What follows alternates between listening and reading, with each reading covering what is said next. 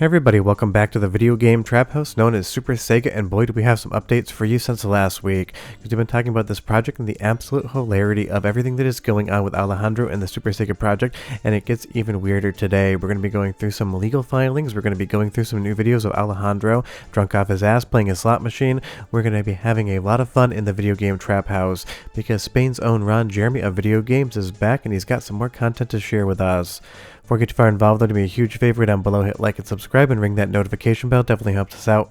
If you feel so inclined and want to support the channel, I got a Patreon link down below as well. And big thanks to my research assistant on this one, Logan McLeod. He is a native Spanish speaker and writer, and he's helped me translate over all of the different statements Alejandro has made, as well as the documents he showed on the Super Sega website, so I don't need to lean onto machine translation, so I know I'm giving you guys accurate information. But the Salvador Dali of scams is here today, and again, this is just getting absolutely strange, but the saga isn't done yet. The project, at least to the recording of this video, has not been cancelled. They are still saying that they're going to fight Sega on this one.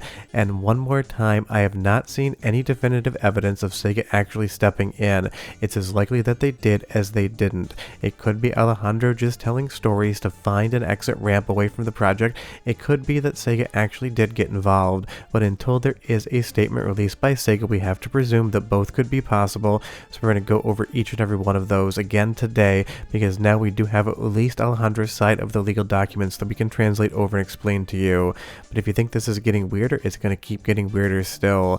And again, we've gone over all of the statements of Alejandro saying that he is in poverty, that he has no money, that Sega is trying to kill the project, and that he's not going to be able to refund anybody if Sega wants him to destroy the 200 to 300 consoles he's already made, because he states that they want them to destroy all the units and he won't be able to ship them if that happens. Yet there's been no evidence of any manufacturing run whatsoever. As far as I can tell, there's only 2 Super Sega consoles in existence, the original prototype he shows and the one plastic shell with the CD-ROM laptop drive inserted into the left. And it's been very strange to listen to him talk about being in poverty and not being able to afford the project, when again he makes so many different references to driving around Lamborghinis, driving around expensive motorcycles. Nothing whatsoever tracks. Now the next footage was on a Spanish YouTube channel, SpineCardTV, that I will link below, because obviously he's big in the Spanish retro gaming community and has been talking to Alejandro. But this is him right now, footage Alejandro sent in of him going over the manual for the Super Sega while he is at what looks like a convenience store gambling on a slot machine. I kid you not, this may very well be where your money is going when you pre-order this console and Alejandro took it, because it's a very weird look to say you have no money, you can't continue the project if Sega stops you, while also being at what looks to be a very trap house casino right there. And moving on, we're going to go through all of the different documents that Alejandro's posted on the Super Sega website, and again, big thanks to Logan for helping with some of the translations. I'm going to go over the 7 points of the project that apparently Sega has taken issue with and explain them one at a time, starting with the first one. Fix all trademark infringement. This basically means stop using the Sega name for this project in its entirety, and that's something that people have commented on since the beginning. They're just using the Sega name. The second point is immediately cease sales of this unit. This has not happened. These sales are still live on the Super Sega website. You can still go pre-order one right now, at least as I record this, if you wanted to. So obviously they haven't really committed to doing any of these things because it is still Super Sega, and that again is what started this entire controversy off, is that $3 pre-order, which I warned people against, ended up turning into a €420 complete charge as far as what the console price is going to be concerned. On the third point, Sega wants them to remove every single Sega branded logo or mention of Sega from all of the packaging, all of the shells, all of the PCBs, get rid of the Sega name in its entirety, or at least that's what Alejandro is stating. The fourth point is they need to report the unit numbers sold and manufactured and present evidence of all of these units, which means that if they say they've sold 300 and made 300, according to these documents, Alejandro is stating that Sega wants to see all 300 of them. And as we mentioned in a previous video, there only seems to be 2 Super Sega FPGA PCBs in existence.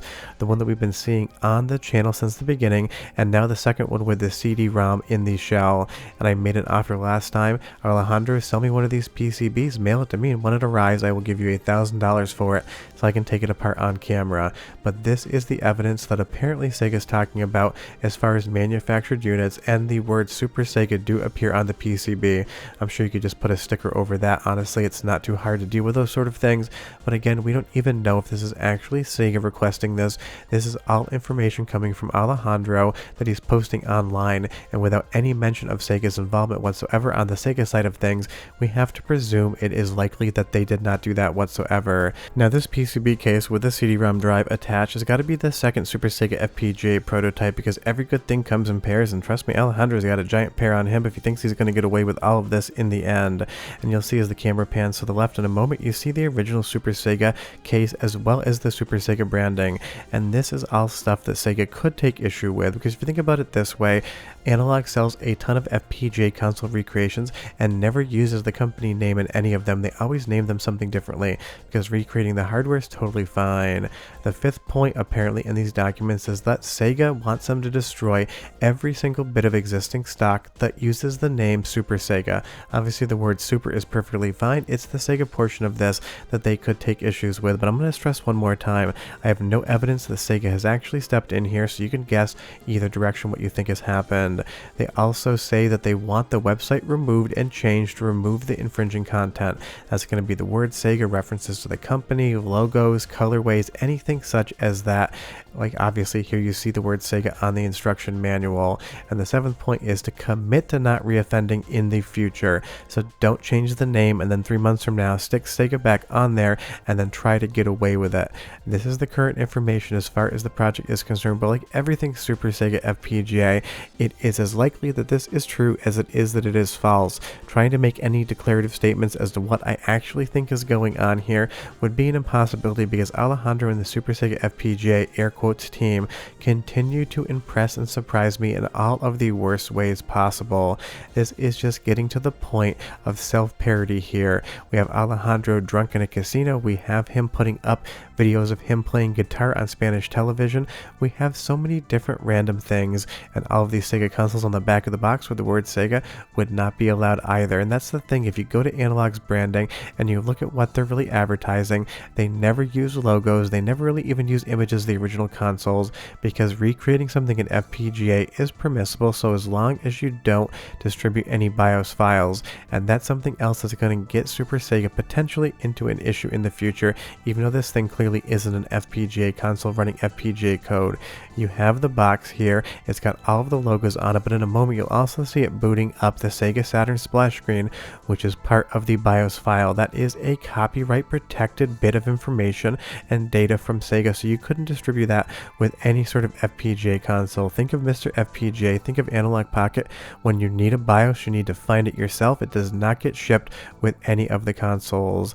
And this was again a hilarious moment, watching them review their own unit with this guy who feels like he was basically made to do this at the threat of some harm to him. He has those Stockholm Syndrome eyes 100% going on, and I do love the fact that it's even Christmas themed, a little bit of fun at the holidays.